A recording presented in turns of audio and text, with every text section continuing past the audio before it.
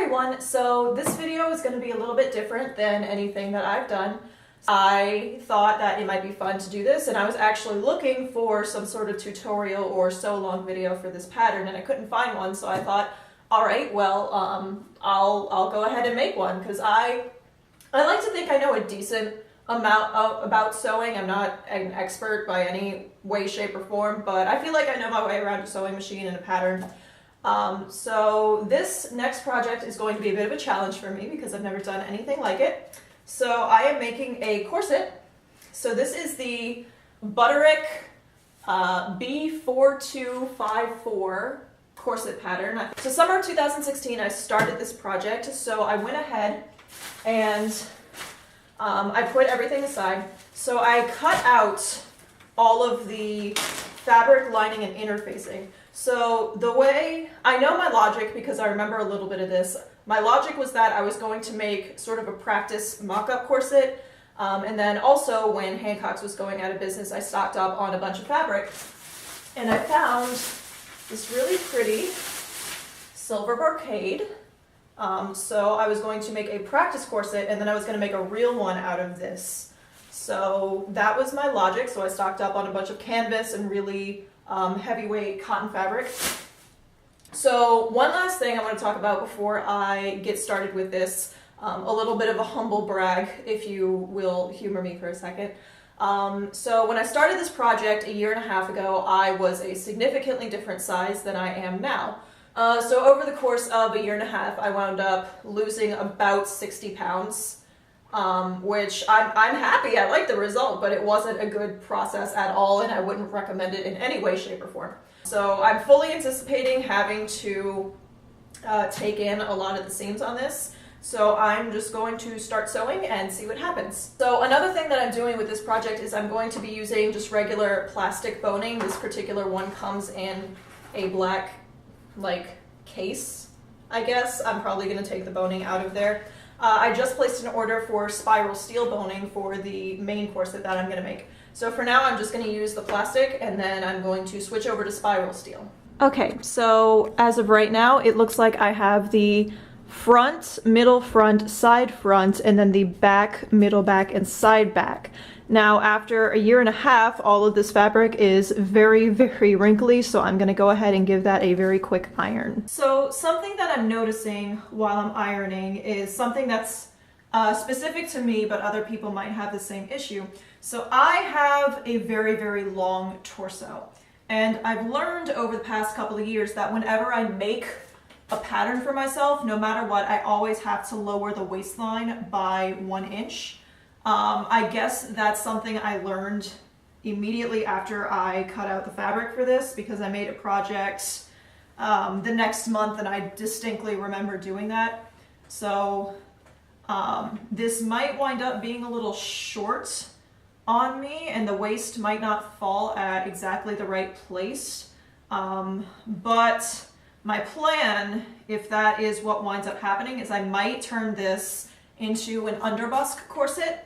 And instead of having the nice round, it looks like a quarter cup that they have built into the pattern, I'll probably just straighten off the top edge and just turn it into an underbusk. So I also know this video is going to be a lot of what not to do, as you see the mistakes that I am making. One big mistake that I'm making, but I'm going to continue making: don't drink bright red tea when you're working with light or white fabrics. It's just a bad idea. So what I'm going to do is I'm going to take the main fabric.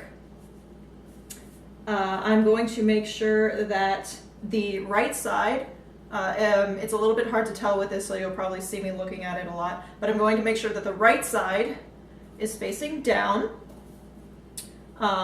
And if you have fabric that is very hard to tell which is the right side and which is the wrong side, just always make sure that you have equal and opposite parts. So that way when you have fabric like the interfacing that legitimately doesn't have a front and a back side, just knowing that you have opposites and mirror images is going to help you keep everything straight later. So I'm going to take the interfacing and I'm going to pin it to the wrong side of the main fabric. So I'm not going to be super precise with the pinning. I'm going to do my best to make sure that it's not puckering anywhere and that the notches are lined up. But this is just to baste the pieces together. Take the time, pin everything down, sew around it, you'll be Gucci.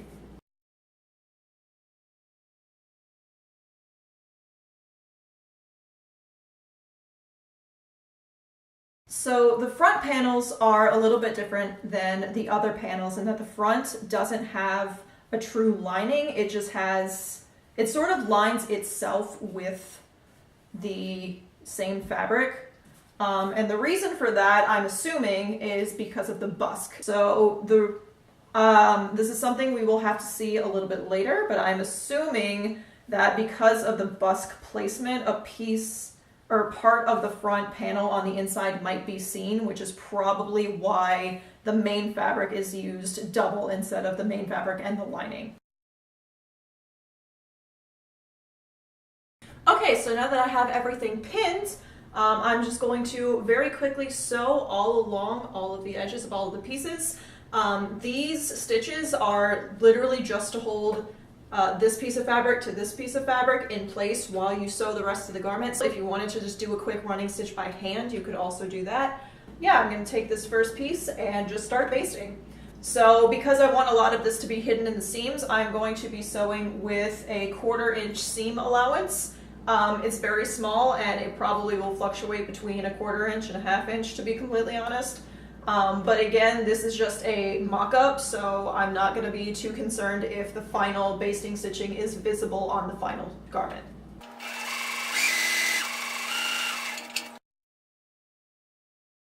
So before I ramble on again and show you all of this again, because I think you get what I'm trying to do here, I'm just going to very quickly sew all of these and baste all of this together, and when that's done, I'll tune back in. Okay, so I have all of the pieces basted.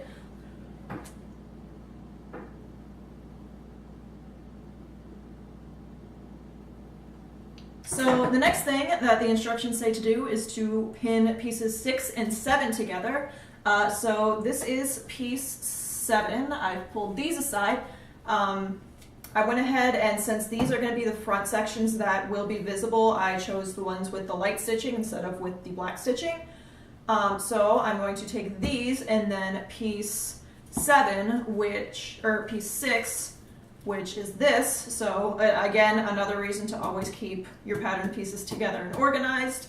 And so since we are now starting to work on the outer part of the garment, now we are going to sew right sides together. So the front section has this little notch right here, and then the middle section has this notch right here.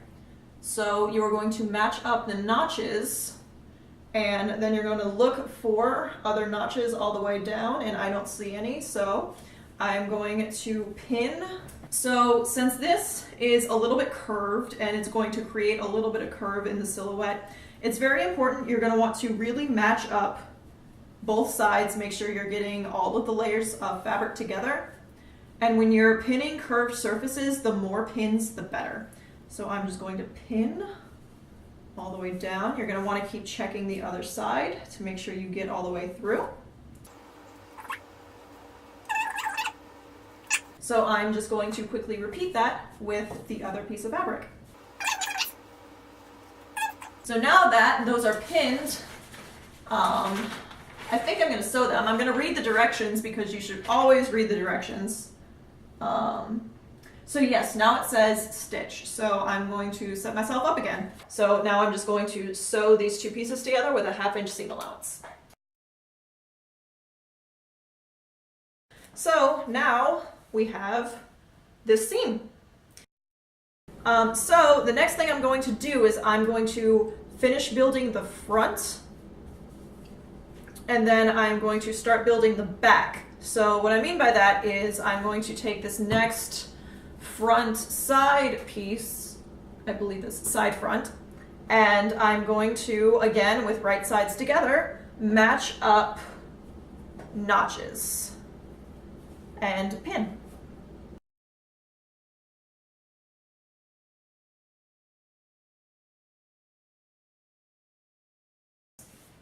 So now I'm going to start building the back.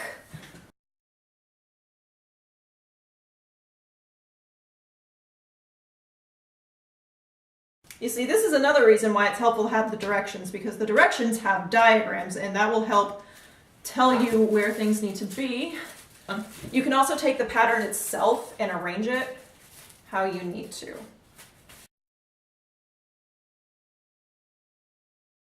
So as you can see, demonstration right here, it is very important to cut out the notches properly so that you can match everything up properly. I figured it out, you guys. Okay. So I'm going to pin the back to the back middle, and then the back middle to the back side. And I'm going to leave the back not pinned together, and because this will not get sewn, there will be eyelets back here, and that's where the lacing is going to go for the corset.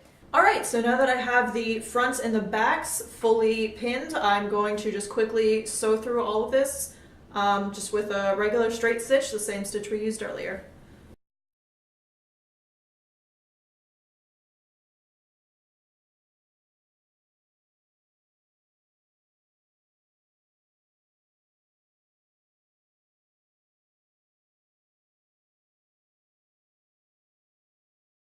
Okay, so now that I have both the front and the back all stitched together, I'm going to fire up my iron again, and I'm going to press all of these seams open. Okay, so I have all of my seams pressed open. So I'm actually going to get in front of a mirror, and I'm going to place the pieces on my body where they would be on the corset, and I'm going to try to match up the side seam to my actual side. Or I'm not going to worry about taking in the side seams, these inner seams, as much as the side seam, and potentially taking in the back and potentially taking in the front. So all I want to do right now is make sure that the side lines up with my side, or even slightly to the front, because when the corset is laced, it's going to get pulled back. So I'm going to get in front of a mirror. So I'm going to take you with me, and I'm going to try to show you that. I don't know if it's going to work out well, because I know it's going to be very hard for me to make the alteration on myself, because there's only so much I can do when I have to hold everything in place and then also pin things and make marks. So it will be an adventure. So let's just give it a shot. Okay, so hopefully you can see me. So I'm going to do this one first. So you can see I've marked the waistline here. My natural waist sits about here, so I'm going to line this up with my natural waist down the center. Try to hold that in place. And this fits. Actually, I'm going to move this about an inch over center, because that's where the busk is going to go, and there's another seam there. And then this hits right at my side. It looks like this is going to be like a quarter cup corset. That doesn't fit right, but it's a learning curve. So it's going to fit just at my side, which means when I sew this with a half-inch seam allowance, it should fit right. So I think I'm actually going to sew this with a 3/4 seam allowance on the side. So I'm going to, yeah, I think I'm going to do that. Because when you're sewing a corset, it's better to make it smaller than you think you need, than bigger, because the corset needs somewhere to go when you try to loosen it and tighten it. Because once you tighten it all the way and you close the laces all the way, there's no more it can go. So you want to make sure it has a lot of room to move.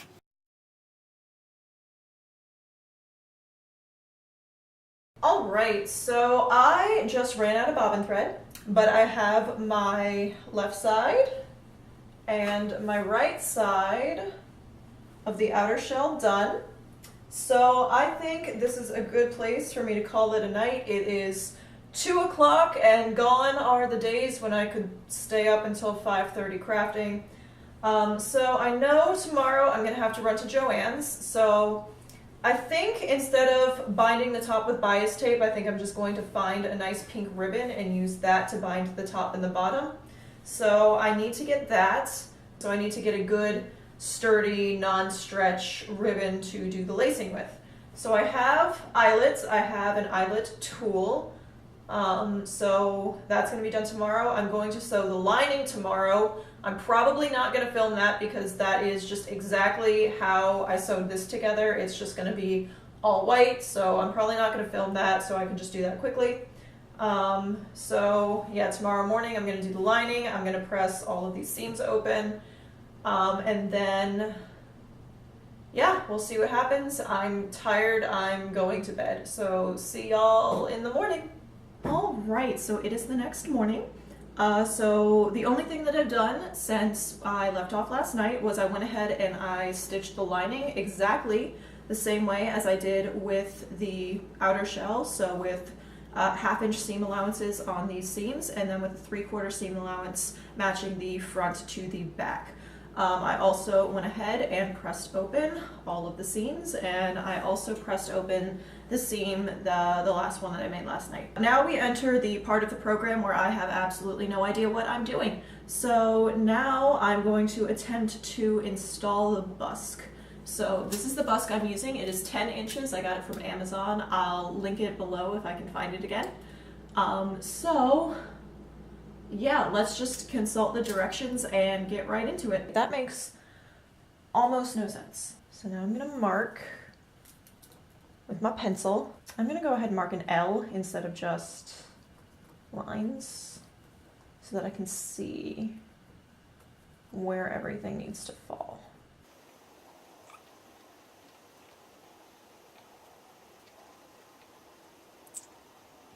All right, so let's go with that for now. So hopefully you can see I have these dark marks all along here, and that's where holes are going to be left to actually stick the busk in when we sew. So that's there. So now I'm going to match up this and the hole and the pegs. I'm going to match this up as best I can. That looks right. I'm going to move this over just a tiny bit so I can make marks. And I'm going to make a dot, another dot, and one more dot, and 2 more dots right here. Okay, so now I'm going to make sure that lines up properly. It looks like it does. Using an awl, punch hole at each stud marking. Apply seam sealant to each hole, allow to dry. I have neither of those things, so I don't have an awl or seam sealant, so I'm just gonna make do with some scissors and let's just use tacky glue. Why not? Okay. Okay, so I'm going to deviate from the pattern a little bit because I've been spending some time trying to figure this out. And the way the pattern has me do this, because it definitely, I checked and double checked, it definitely is having me put the pegs of the busk through to the lining. And that's how it's marked on all the diagrams. But if you look here, it has the pegs coming through on the outside.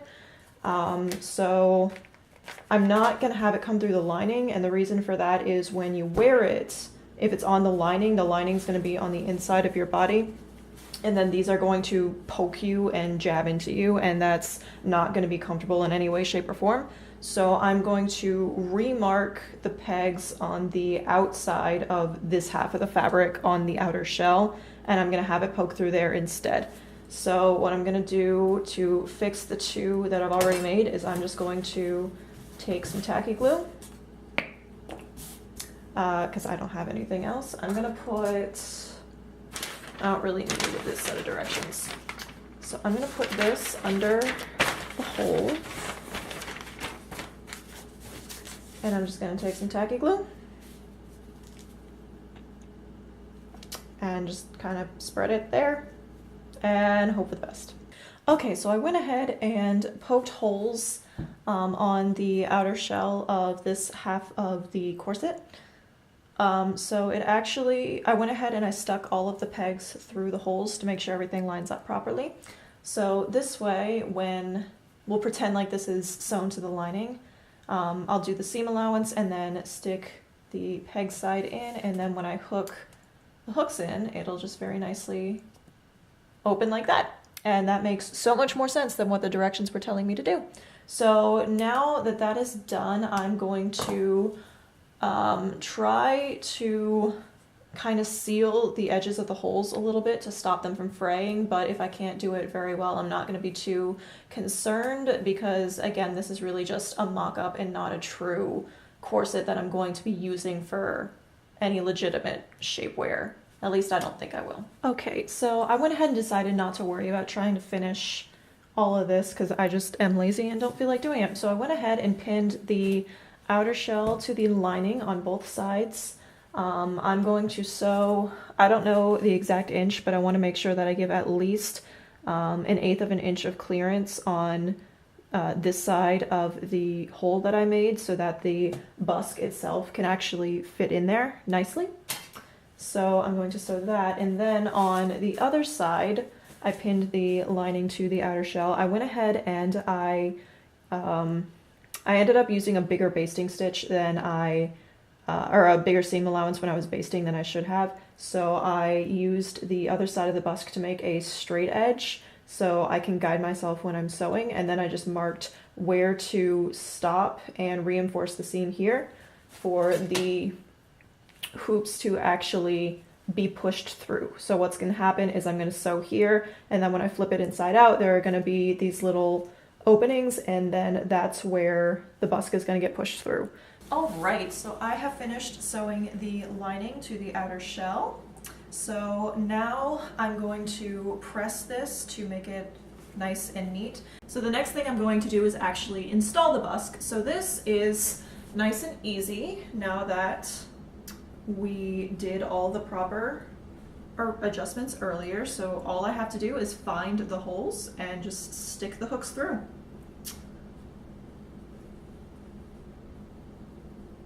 And it should go right through. And then you flip it back over.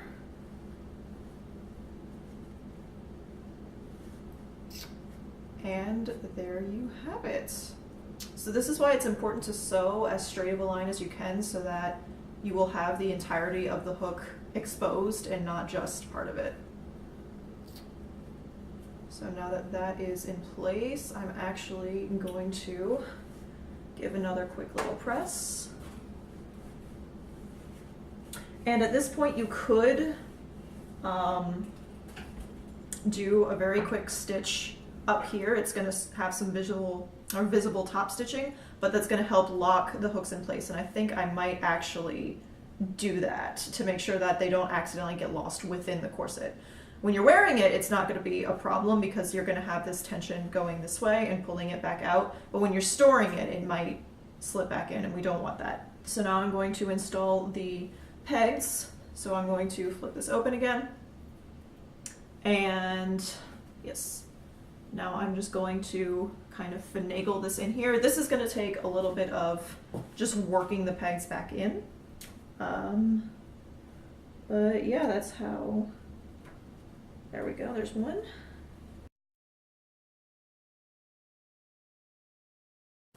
And now I have all of the pegs arranged. And now I can put the hooks on.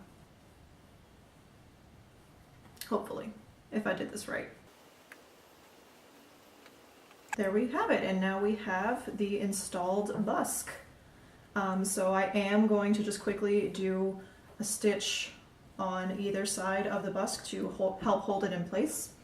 I don't think that's mentioned in the instructions, or it might be.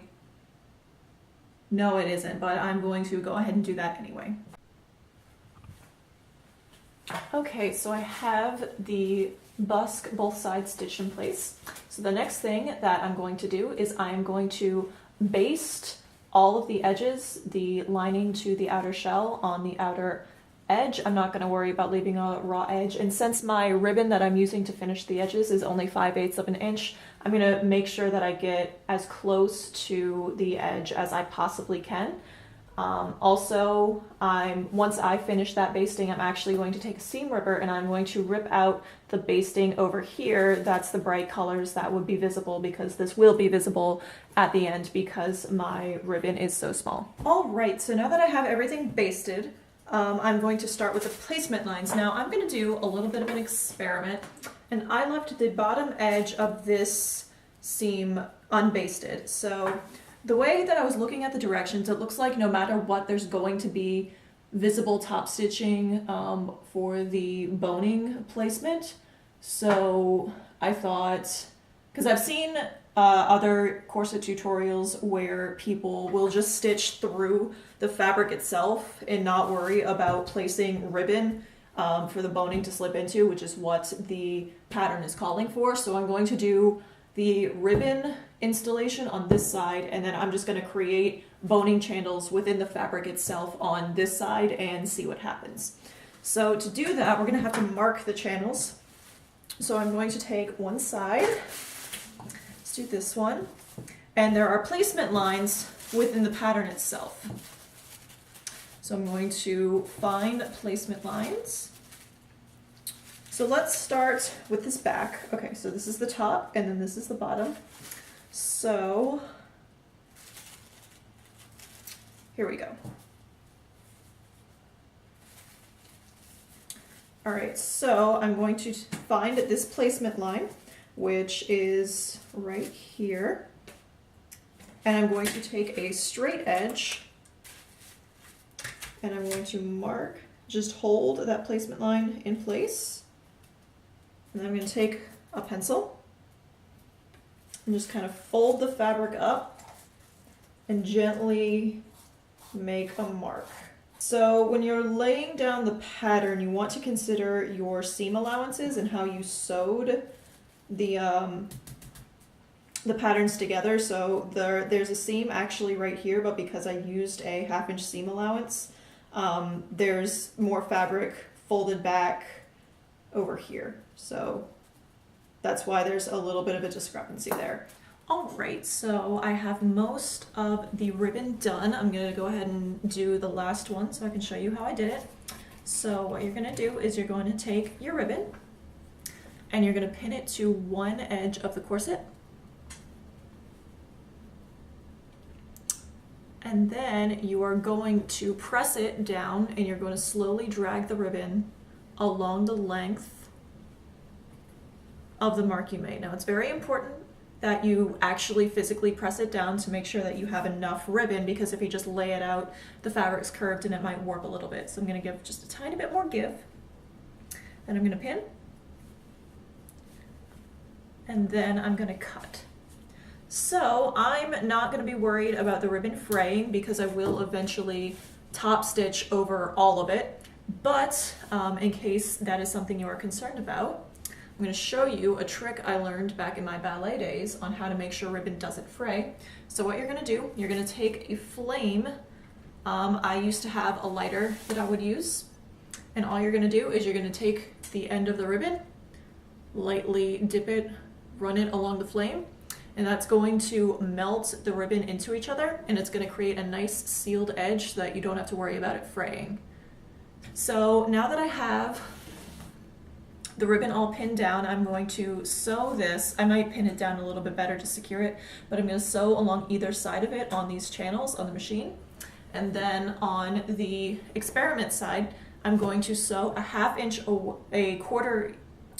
sew a 1/4 inch away from either side of these marks that I made so that the 1/4 inch boning can slide in nicely.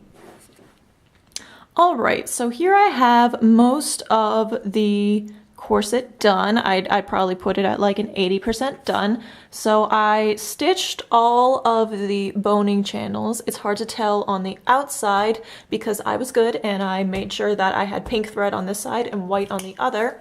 So now I'm going to turn it over and I'm going to show you the difference.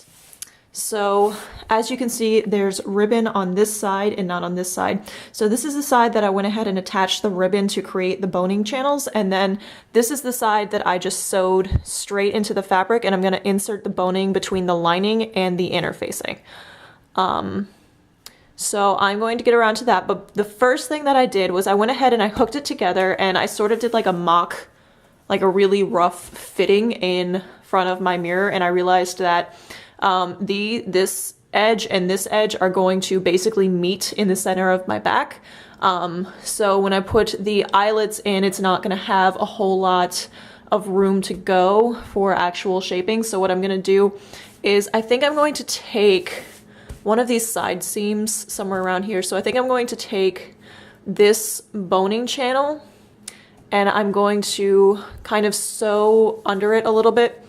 It might be different channels on different sides, but I'm going to sew and kind of take that in, and then I'm going to sew it back down and let that be a boning channel. I don't know if that's going to make any sense right now, but hopefully after I do that, it'll make sense, and then I can show you and explain what I did. But this is why it's important to do fittings throughout the process, because and this is why I definitely wanted to do this before I went ahead and put the boning in, because it would be easier to maneuver, so that this way I can make the alteration without having to take out boning and worry about sewing through that. So I'm going to see what I can do in terms of altering this and making it, probably taking it in close to 1 inch on each side. Alright, so I made my alteration and I tried it on in the mirror again, and I wind up with about a 3-inch gap in the back between the two back panels, which is good. That's about what I want. So just to show you what I did, it does not look good on the outside at all, and this is going to be kind of a pain to finish off later.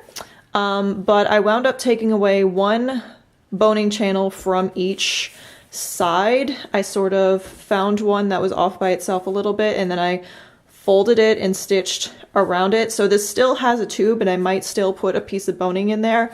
We'll see what happens, because I do have boning all along here.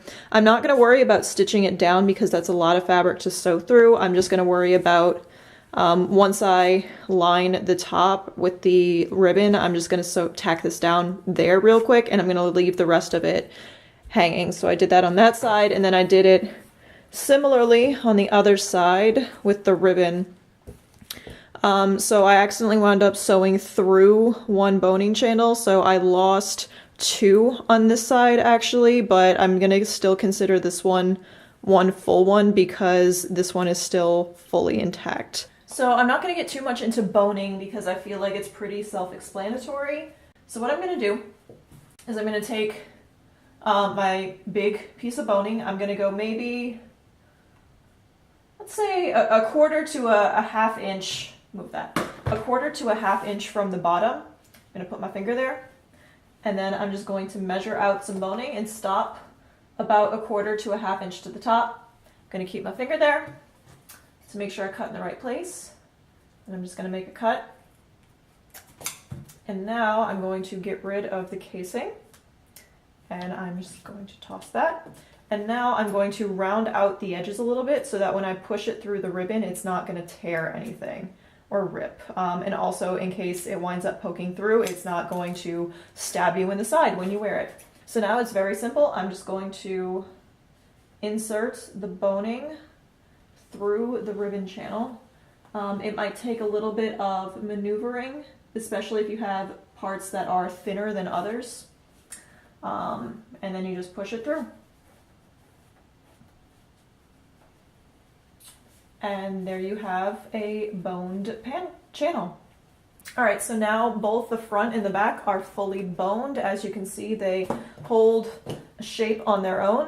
Yeah, now I'm just going to go ahead and take out all of the basting stitches up here, and then I am going to attempt to use ribbon as sort of a makeshift bias tape to just bind all of the raw edges really quick, and then we will move on to eyelets. All right, so real quick, I just wanted to come on and show you how I go ahead and pin ribbon like it would be bias tape. So it's basically the same concept as bias tape, it's just you have to be a little bit more careful to make sure that you are covering up the other seam. So what I did is I attached the ribbon just very, very close to the top on the reverse side, and then I stitched through it to make sure that it stays in place. And now what I'm going to go ahead and do is I'm just folding the ribbon over and pinning it in place. So another thing that I also went ahead and did is I went along the upper edge, because I started here first. I went along here and I just trimmed very close to the top to get rid of as many loose threads and other like uneven spots of fabric, so that it would be a much more smooth and easy process to pin this ribbon into place and to stitch it. Oh my goodness. Okay, so about, I don't know what, 2 hours later, granted I've also been watching YouTube videos while I've been doing this, I finally have everything bound on both pieces. So I definitely believe that bias tape, or at least a 1-inch ribbon instead of a 5/8 of an inch ribbon, would be so much easier. I also took this opportunity to kind of pick out as many of the spare threads that got caught while I was sewing. So the next thing that I'm going to do is mark where the eyelets are going to go, and I've only tried to install eyelets on something one other time and it did not go very well, but I also don't think I did it right. So I'm going to mark where the eyelets go, and then yeah, then I'll just show you how I'm going to attempt to put in these eyelets.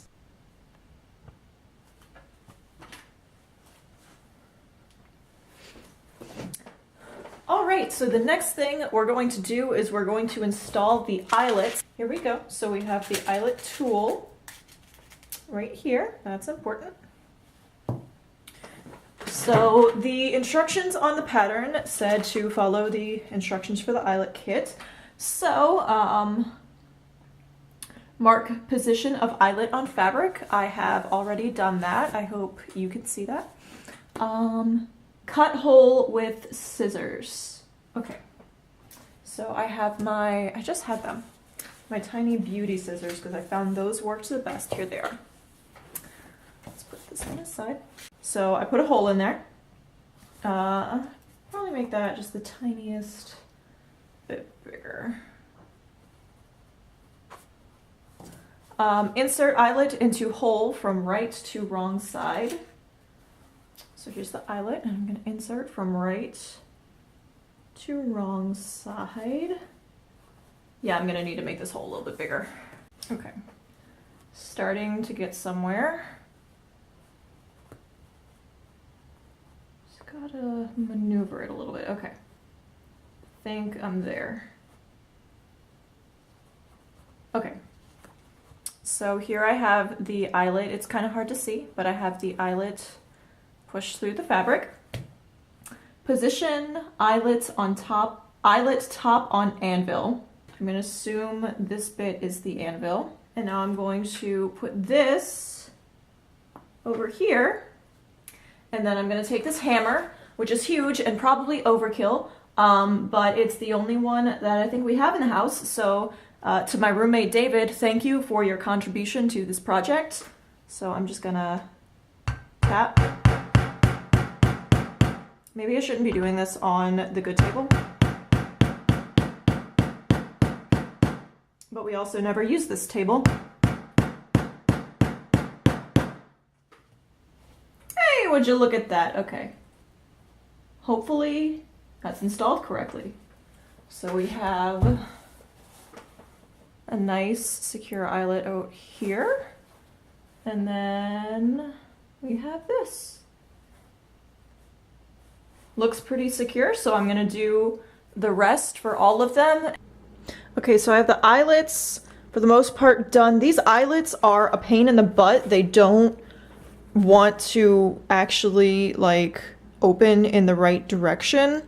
And that's, I really don't think that's me, because it says that they should, or the way that they work, because they worked a little bit better on this half than they did on the other. So it pops up and then you have a little anvil underneath, and then the tube kind of sticks up, and then you have a mallet, and when you hammer the mallet it forces these little petals to go outwards, and that's how they attach to the fabric. They kind of radiate out and they embed themselves in there. But for some reason the mallet tends to push a lot of these inward. So that half actually went pretty well, but this one did not. So I'm not gonna worry too much about it, because I'm just gonna get frustrated and it's gonna be a miserable experience for me, so I'm just gonna leave it as is. So I don't think, I don't know if it's something that I'm doing. I don't think so, because I really don't think it would be that hard to mess this up. So this is where I'm going to stop for tonight. So the corset is essentially done at this point. The only thing I have left to do is to actually lace it and then wear it. So it's now like 3 days later, and I finally remembered to go get cord to lace this up, and this was a struggle, and oh my god. So I lost 4 eyelets, in the lacing, so this is not going to have much strength to it at all. So this cord I got only came with 2 ends finished, and I couldn't find any tape, so I tried to like get some wax on here, but the wax made it too big to go through the holes. So I wound up I had to like start from here and then zigzag up and then zigzag down instead of like coming through the middle and doing it at the same time. So yeah, this was a struggle. I know better for next time.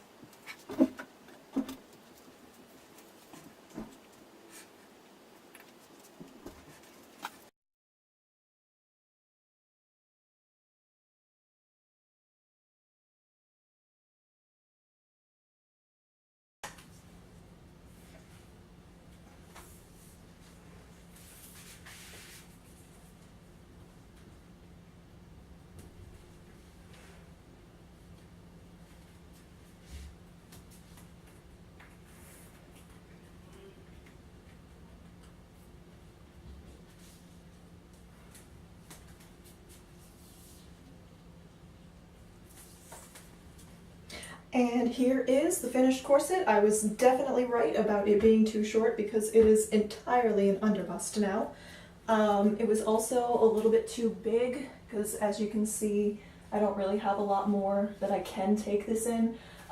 So it really didn't give me a whole lot of waist reduction because I normally sit around a like 30 or a 29 to 30 inch waist, and this brought me down to 27.5. So it didn't bring me down as much as I would have liked it to, but it's very supportive. It feels very, very strong. The busk is really uncomfortable. That's the only thing about it, and I don't really like this busk. I find it really hard to hook. So yeah, this is it. I lost another eyelet when I was tightening this, but yeah, here we are. So yeah, I guess that's it.